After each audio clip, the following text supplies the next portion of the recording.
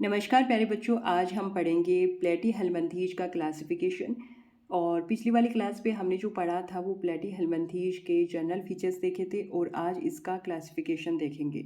तो आप सभी को पता है कि प्लेटी के क्लासेस को 3 क्लासेस में डिवाइड किया गया है। पहली क्लास यहाँ पर टर्बिलेरिया है, दूसरी क्लास यहाँ टर्मेटोडा है और तीसरी क्लास यहाँ पर क्या है, सिस्टोडा है। सबसे पहले टर्बिलेरिया के बारे में पढ़ेंगे। जो टर्बिलेरिया क्लास है इसके ऑर्गेनिज्म का जो हैबिटाट होता है वो कैसा होता है, एक्वाटिक होता है, जलीय होता है। यानी इस टर्बिलेरिया क्लास के जो ऑर्गेनिज्म हैं वो फ्रेश या फिर मैराइन वाटर दोनों में मिल जाते हैं। ठीक है, यहाँ पर जो एलिमेंट्री कैनाल होती है वो कैसी होती है, प्रेजेंट होती है। यहाँ पर हुक, सकर, स्कोलेक्स ये क्या होते हैं, एब्सेंट होते हैं। क्यों होते हैं एब्सेंट, क्योंकि इनका हैबिटाट कैसा होता है, एक्वाटिक होता है, जलीय होता है। अगर इनका हैबिटाट पैरासाइट होता तब यहाँ पर ये हुक या फिर सकर या फिर स्कोलेक्स क्या होते, प्रेजेंट होते। यहाँ पर जो एपिडर्मिस होती है वो कैसी होती है, सीलिएटेड होती है। एपिडर्मिस में श्रावणकारी कोशिकाएं रेप्टाइड्स क्या होती हैं, प्रेजेंट होती हैं। ध्यान रखना, जहाँ पर एपिडर्मिस सीलिएटेड होती है वहाँ पर रेप्टाइड्स क्या होंगे, प्रेजेंट होंगे। यहाँ पर जो डेवलपमेंट है वो कैसा होता है, डायरेक्ट होता है, प्रत्यक्ष होता है। आप सभी को पता है जहाँ पर डेवलपमेंट डायरेक्ट होता है, प्रत्यक्ष होता है, वहाँ पर लार्वल फॉर्म क्या होंगे, एब्सेंट होंगे। यानी यहाँ पर लार्वा क्या होगा, एब्सेंट होगा। इन्हें कॉमनली एडीवॉर्म यानी भंवरकृमि कहा जाता है। किनको कहा जाता है, भंवरकृमि। टर्बिलेरिया क्लास की जो ऑर्गेनिज्म है उनकी बात चल रही है, उनको कॉमनली एडीवॉर्म यानी भंवरकृमि कहा जाता है।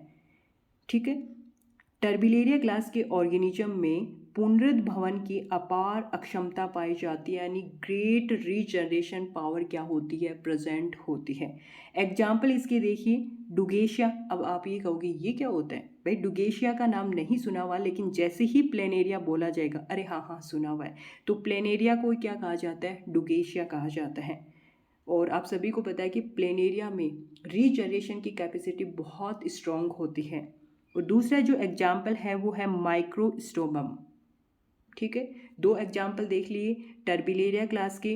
डुगेशिया को कहा जाता है प्लेनेरिया और दूसरा है माइक्रोस्टोमम। ओके, सेकंड क्लास देखो भाई, टर्मेटोडा क्लास।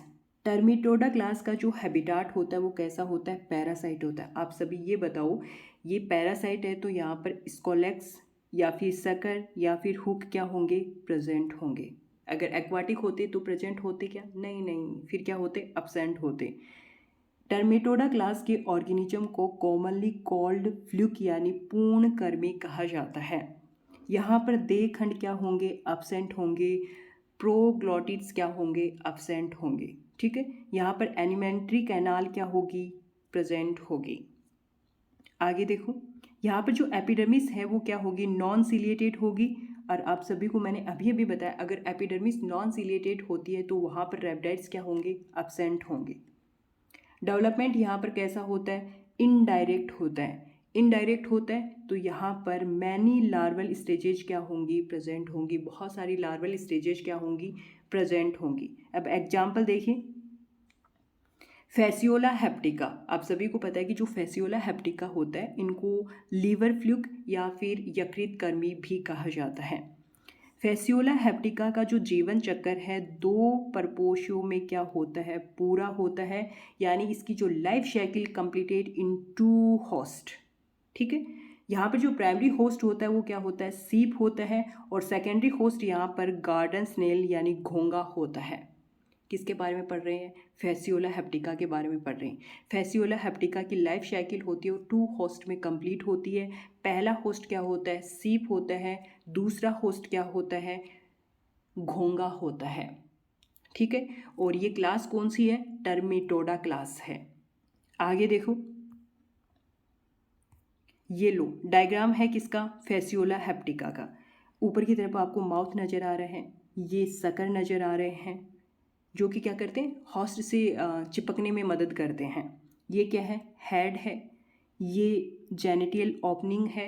ये यहाँ पर वेंट्रल सकर है और ये इसकी बॉडी है।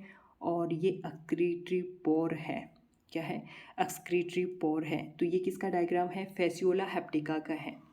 बस स्ट्रक्चर देख लो भाई, ऐसी होती है। नीचे से आप सभी को पता है कि इसकी पृष्ठ अधर सतह कैसी होती है, चपटी होती है।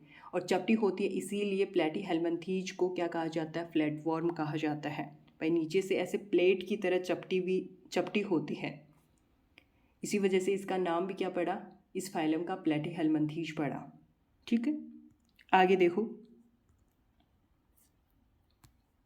यहाँ पर बताया कि जो डेवलपमेंट होता है वो कैसा होता है, इनडायरेक्ट होता है। इनडायरेक्ट होता है तो यहाँ पर लार्वल स्टेजेस देखने को मिलेंगी कि नहीं मिलेंगी। अब देखो, miracidium, sporocyst, redia, cercaria, metacercaria. ध्यान रखना, याद रखनी है, लेकिन ऐसा नहीं कि मैं मीरासीडियम के बाद में मेटासर्केरिया लगा दो, चिपका दो, नहीं। मीरासीडियम के बाद में स्पोरोसिस्ट के बाद में रेडिया के बाद में सर्केरिया, और सर्केरिया के बाद में क्या होगा, मेटासर्केरिया होगा। सीक्वेंस के अकॉर्डिंग आपको क्या करना है, याद करना है। मीरासीडियम एंटर करता है किसकी बॉडी में, स्नेल बॉडी में। और आप सभी को पता है, अभी बताया कि जो स्नेल होता है वो यहाँ पर क्या होता है, सेकेंडरी होस्ट होता है। जो मेटासर्केरिया है वो एंटर करता है सिप बॉडी में, और यहाँ पर सिप क्या होता है, प्राइमरी होस्ट होता है। ठीक है, आगे देखो, जो दूसरा एग्जाम्पल है इसका वो है सिस्टोस्टोमा। और सिस्टोस्टोमा को ब्लड फ्लूक यानी रक्तकर्मी कहा जाता है। इसका जो यहाँ पर प्राइमरी होस्ट होता है वो क्या होता है, मैन होता है, और सेकेंडरी होस्ट यहाँ पर गार्डन स्नेल होता है। आप सभी को पता है कि जब ये सिस्टोस्टोमा एंटर करता है बॉडी में तो बॉडी पर दाने से हो जाते हैं, रेड दाने से। जैसे ही ये मतलब टाइम के अकॉर्डिंग फैलता जाता है तब इसके ऊपर मवाद सी आने लग जाती है, मतलब अजीब सा हो जाता है ये देखने में। ठीक है, तो मैं अभी थोड़ी देर में इसका डायग्राम दिखा दूंगी आपको। इसमें जो लार्वा है ये कौन कौन सी स्टेज देखने को मिलती हैं, देखो, मीरासीडियम, स्पोरोसिस्ट और सर्केरिया। ठीक है, वहाँ पर रेडिया और मेटासर्केरिया और था, मतलब 5 थे, और इसमें क्या है, मीरासीडियम, स्पोरोसिस्ट और सर्केरिया, 3 स्टेज देखने को मिलती हैं लार्वल फॉर्म की। और अगला जो एग्जाम्पल है ये पैरागोनिमस है, और पैरागोनिमस को कहा जाता है लंग फ्लूक। ठीक है, याद रह जाएगा। ये कौन सी क्लास है भाई, टर्मेटोडा क्लास है। और टर्मेटोडा क्लास के 3 एग्जाम्पल देखे, एक हमने फेसियोला हेप्टिका, दूसरा है ये यहाँ पर सिस्टोस्टोमा, और तीसरा है यहाँ पर पैरागोनिमस। डायग्राम दिखाती हूँ अभी थोड़ी देर में आपको। देखो, ये रहा, ये क्या है, सिस्टोस्टोमा है। और मैंने आपको प्लेटीहेल्मिन्थीज के जब जनरल फीचर्स बताए थे तब बताया था ये जीव कैसे होते हैं, उभयलिंगी होते हैं।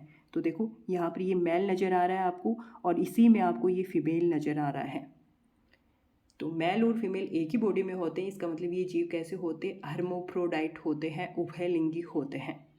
ठीक है, ये माउथ होता है, यहाँ पर ये एसिटाबुलम होता है, ऊपर की तरफ सकर होते हैं, क्योंकि ये क्या होते हैं, पैरासाइट होते हैं। अब पैरासाइट होते हैं तो वहाँ पर सकर क्या होते हैं, प्रेजेंट होते हैं। तो ये डायग्राम है किसका, सिस्टोस्टोमा का। ठीक है, अब अगली क्लास देखो, अगली क्लास है यहाँ पर अपनी सिस्टोडा। सिस्टोडा का जो हैबिटाट होता है वो कैसा होता है, पैरासाइट होता है। और यहाँ पर जो देह खंड पैराग्लोटिड्स क्या होते हैं, प्रेजेंट होते हैं।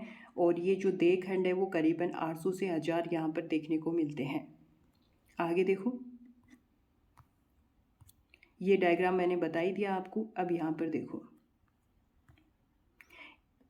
सिस्टोडा क्लास की ऑर्गेनिज्म में एलिमेंट्री कैनाल कैसी होती है, एब्सेंट होती है। बताया था ना भाई, जब प्लेटीहेल्मिन्थीज में ये बताया था कि यहाँ पर एलिमेंट्री कैनाल इनकम्प्लीट होती है, तब अपवाद भी बताया था कि सिस्टोडा में एलिमेंट्री कैनाल पूरी तरीके से क्या होती है, एब्सेंट होती है। यहाँ पर नॉन सिलिएटेड एपिडर्मिस क्या होती है, प्रेजेंट होती है।